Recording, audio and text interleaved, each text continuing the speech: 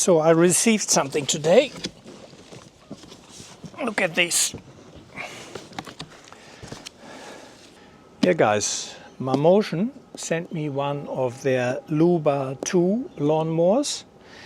I already have the previous version of that, and some of you may say, what's he doing with the robotic lawnmower? That's not really a four-wheel drive thing. I do agree, but I like to review what I like to review. And while I wasn't in the market for a robotic lawnmower, I was very keen to see how good they are or bad they are and how they would work. And when Mammotion contacted me and I saw that this is actually an all-wheel drive, a four-wheel drive lawnmower, I thought, why not? So this is the second version. I already had one for the past 6-7 months. Overall, not a bad unit, but we get into that a bit later. But there were a few things which, could be improved. So I'm very interested to see now whether this one, the latest version, is better. And the previous one was also a bit small for my front yard. It couldn't even do my whole front yard, even though it's not that big really. So this one is a 5000 version and it should do everything with one go. So let's do a quick unpacking and I'll show you what's in that box.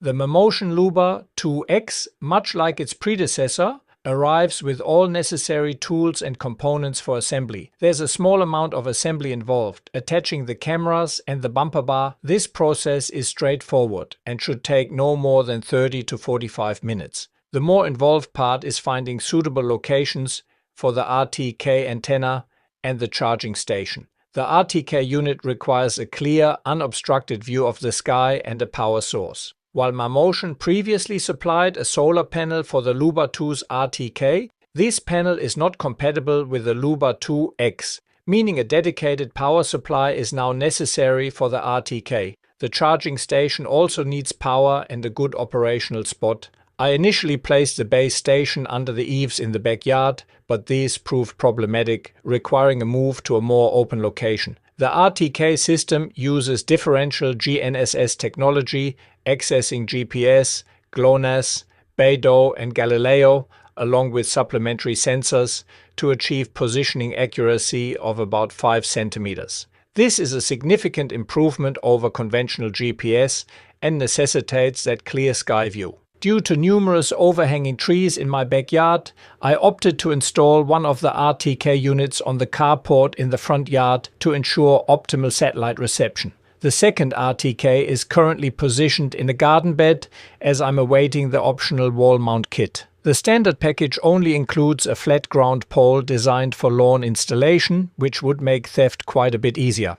You'll also need to link your RTK and mower within the Mammotion app, available for both Android and Apple devices.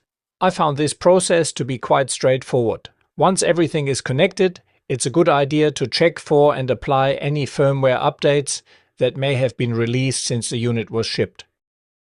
Alright, let's run through the features of the Luba 2X as Mammotion presents them. I'll go into more detail later in the review about how these features perform in real-world use.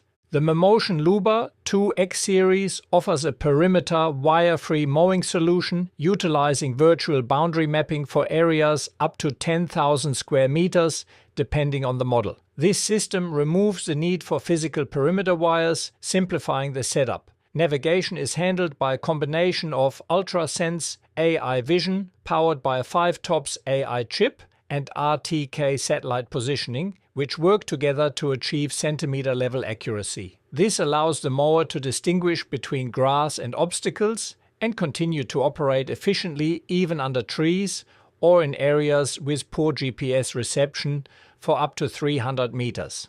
Its all-wheel drive system enables the Luba 2X to manage slopes up to 80% or 38 degrees, making it suitable for quite hilly and uneven lawns. The robust tires and four-wheel drive also assist in overcoming common garden obstacles. In terms of cutting, it features dual 400mm cutting discs, each equipped with 6 pivoting razor blades and driven by 165-watt brushless motors. The cutting height is adjustable between 25 and 70 millimeters, and it's designed to handle tall, thick, and even wet grass. It also offers zero-distance edge cutting, trimming to within 5 centimeters of walls.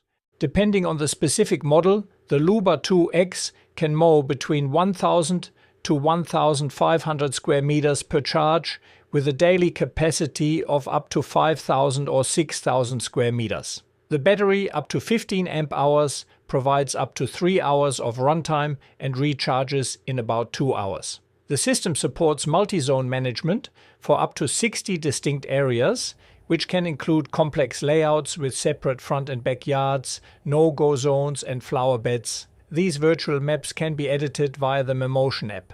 The app also allows for control over mowing height, scheduling, zone management, and real-time location tracking. Connectivity options include Bluetooth, Wi-Fi, and integrated 4G, with some models including 1 year of data. A rather unique feature is 3D lawn printing, which allows for creating patterns or stripes on the lawn. For safety and security, it incorporates AI-powered obstacle detection for things like children, pets, and other objects, supplemented by ultrasonic radar, physical bumpers, and lighting for low-light conditions.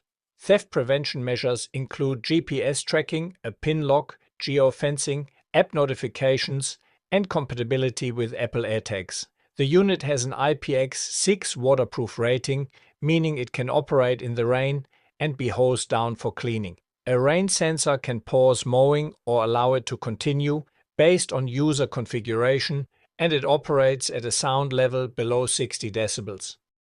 If you're considering purchasing a Luba, or any robotic lawnmower for that matter, I'd strongly suggest buying from a local dealer with good reviews and a reliable support history. I reached out to Dirk from Robo Mowers Australia, and he was very helpful with many questions I had during the initial setup. When Dirk heard I had one of the first Luba 2X units in Australia, he asked if he could come over to take a look, which I agreed to.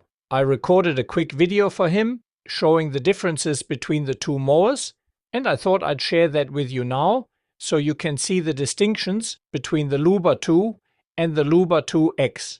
So we're here with the new Luba 2, the 5000X, which has just recently been released, and it's just arrived in Australia. And so let's have a quick look and compare it to the original Luba 2. So first up on the outside, just some visual differences. You can see there's a different color scheme here. It's got black wheels. The bottom side of the shell is black as well. It's got these nice orange guards there.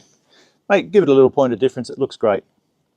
Now they've changed a couple of things on top here. You've now got a grey coated push button keyboard up there. Now some other things, the camera now comes with a headlight. As you can see on the old one, there's no headlight on that one. This is going to aid it running at night. With the original Luba 2, the camera obstacle avoidance wouldn't work at night because of the dark. So that's now been fixed by adding a headlight to the mower. If we flip it over and have a look in comparison to the Luba 2, you can see they've now added 6 blade discs compared to 4. They've also shortened up the blade guards a little bit here, and which you can't see behind the disc, but there's a hole in the blade guard, so now you won't get any grass stuck up underneath or on top of the blade guard in between the deck, which was a problem with the original Lubas. So that's a great improvement. We did take the discs off just before and had a look. I'll put a photo up of that.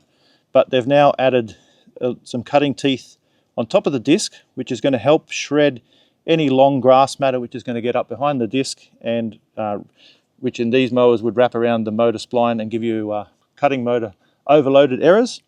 So that should solve that, which is a great thing to see. Other than that, there's a larger battery. The 5000 now comes with a 12 amp hour battery versus the 10, and a couple of other little redesigned things. Much stronger cutting motors, double the cutting power now of the original Luba 2. Okay, let's discuss some things to consider and a few issues I encountered. Like most modern electronic devices, there were a few quirks. Firstly, while Mammotion suggests it can handle high grass, I find that most robotic lawnmowers, the Luba included, are better described as maintenance mowers.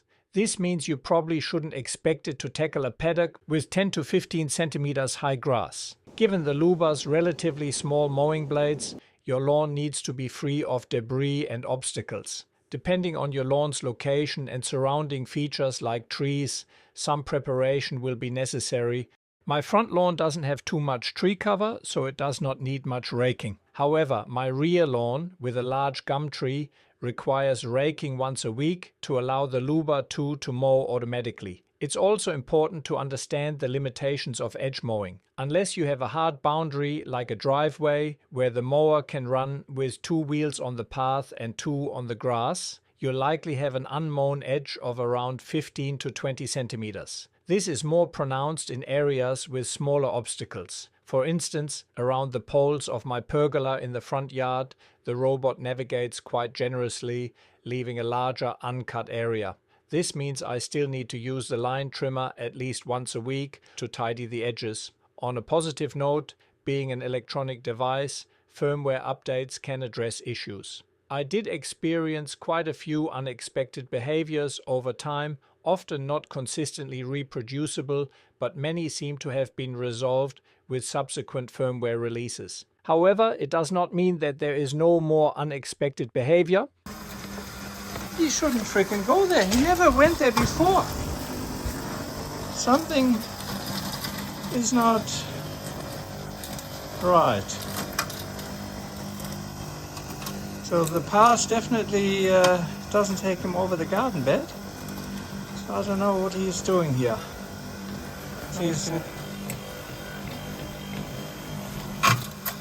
Okay, auto mapping. It failed to see the sidewalk here and it drove down. So it didn't.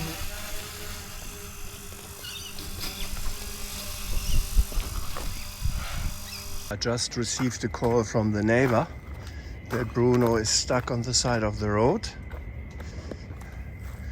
And here he is, just standing. I reckon because it started raining, but it obviously is not a good idea then just park on the nature strip instead of going back to base. So that is not good. This was an issue with the Luba 2 garage where the rear grass screws would come loose and the front sagged a little bit. Fortunately, the newly designed garage for the Luba 2X has eliminated that issue because there is far more room now on top. Interestingly, the Luba might mow an area perfectly 2, 3 or 4 times, then suddenly deviate, leaving the designated zone, ending up on the road, or even down one of my sloping retaining walls at the front. Consequently, I now schedule all mowing for daytime when I'm around to supervise. I would not trust the mower to operate autonomously in my front yard, where it also mows the nature strip. It does not mean I constantly supervise it, but I do check in, say, every 20 to 30 minutes. If you have notifications enabled, the app will notify you of any issues. Another consideration is the need for a thick, solid grass base. In my experience, the Luba doesn't cause damage on healthy lawn.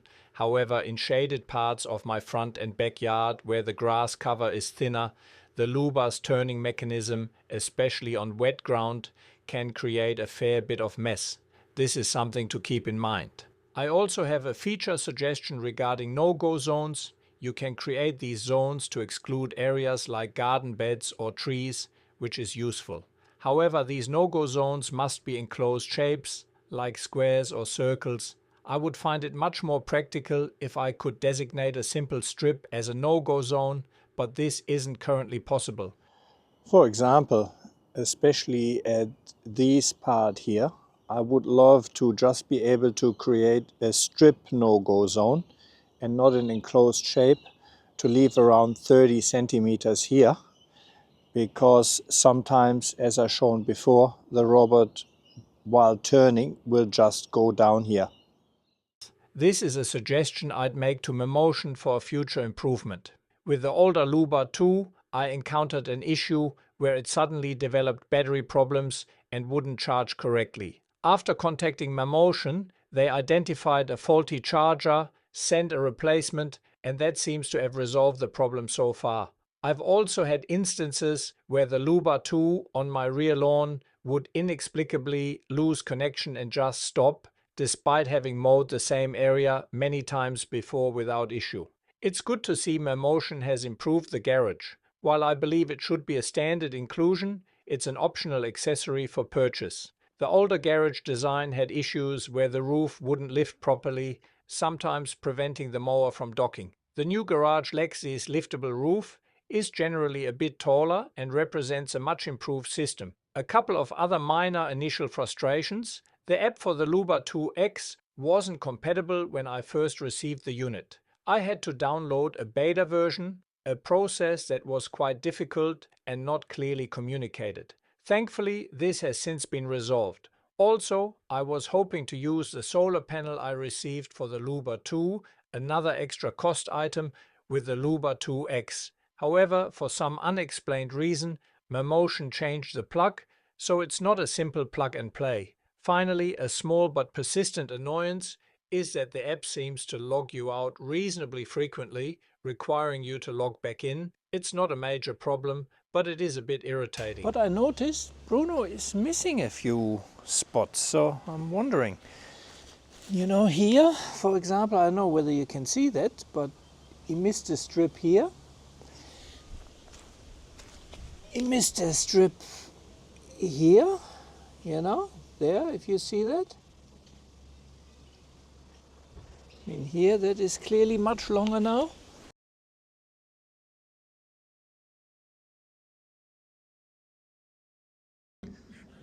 Unfortunately here, I drove off the path to the garden bed.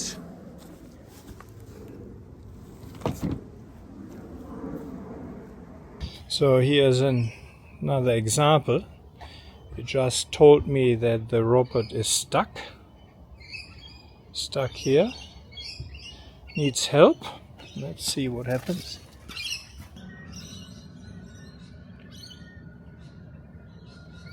Let's see what happens if I say continue working.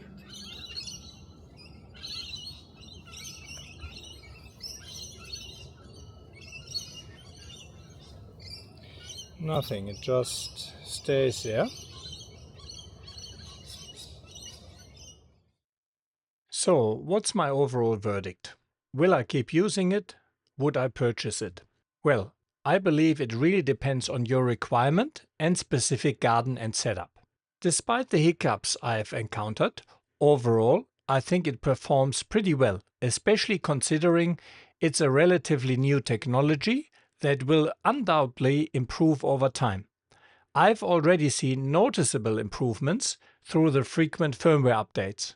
There also was a big improvement from the Luba 2 to the Luba 2X. If you are after a completely set and forget solution that you unpack, set up and never touch again, I don't think this is the right thing for you. At least not in my experience. However, I do find it substantially reduces the time I need to spend on my yard. It handles all the main mowing, and I now only spend about 15 to 20 minutes with a whippersnipper every 1 or 2 weeks, depending on how quickly the grass grows, to keep things tidy. I currently have it mowing every 2 days, which means the lawn consistently looks very well maintained, something I couldn't say when I was only mowing perhaps every fortnight. I still maintain that in my experience you shouldn't let it mow autonomously, at least not in your front yard or on a nature strip, and in particular in more complex areas. While this is my first robotic lawnmower and I don't have direct comparison to other brands, my research suggests that most robotic mowers have their share of issues. So I don't think the problems I've experienced are unique to the Mammotion Luba. It pays to be around and check on the robot from time to time, especially as my front yard presents a fairly challenging environment. However, if you have a simple, well-protected lawn area, unsupervised mowing likely won't be an issue. In my backyard, the older Luba 2 operates unsupervised and generally without any problems. One thing I would definitely suggest is purchasing from a local dealer who can provide support and handle any warranty claims if required. rather than facing the hassle of sending a big heavy item back potentially to Brisbane and then having to wait. If you are in the Sydney area, I can certainly recommend Robomowers Australia. I found Dirk very knowledgeable and easy to deal with, and he definitely spent a bit of time helping me out without any expectations of return. So my final thoughts are that I genuinely like the technology and appreciate how rapidly it's improving. While I probably wouldn't personally spend the money on a robotic lawnmower purely for budgetary reasons, I can definitely see its appeal for those who don't mind a bit of troubleshooting here and there and want a constantly maintained lawn, or even for those with larger properties looking to reduce the main mowing workload. To conclude, I will keep both my Luba mowers. I let them continue their work, and I plan to provide an update in about a year's time on how the batteries and the mowers in general have held up, and any further issues I might have encountered. So while it's not perfect yet, I would still recommend them. They are definitely time savers, and consistently maintained lawns genuinely look much better. As part of my research, I watched quite a few reviews of the Luba mowers from other users. Interestingly, I hardly found anyone mentioning the type of issues I encountered with my two units. So I had another good chat with Dirk from Robomowers Australia, who is the largest Mammotion dealer in New South Wales, just to confirm whether my experiences were isolated.